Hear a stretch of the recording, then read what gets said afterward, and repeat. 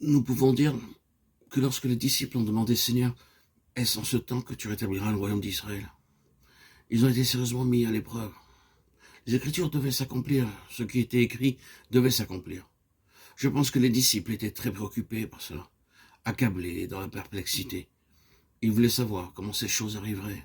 Le Seigneur leur a dit, en réalité, ne vous inquiétez pas de tout cela. Le Saint-Esprit vient, et il prendra la responsabilité de tout cela, des temps et des périodes et de toutes les autres choses. Il vient avec le plein dessein de Dieu entre ses mains, et le réalisera. Vous pouvez vous décharger de tout cela, tout ira pour le mieux. Ceux qui avaient une conception centrée sur la pensée d'un système terrestre ont été profondément inquiets et préoccupés par cet énorme travail et chargés par la lourde responsabilité de cette Église du Nouveau Testament, avec le souci d'avoir les choses absolument conformes à ce que disaient les Écritures.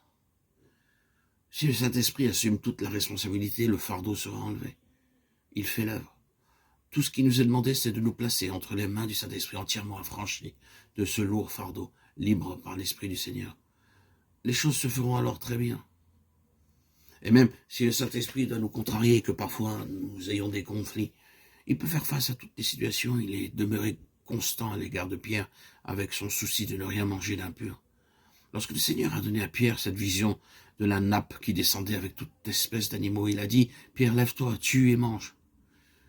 Pierre en effet respectait les ordonnances de l'Ancien Testament dans Lévitique 11, concernant les animaux impurs, qui ne devaient pas être mangés. Seigneur, ma position est fondée sur les Écritures, sur la parole de Dieu. Que devons-nous penser de tout cela?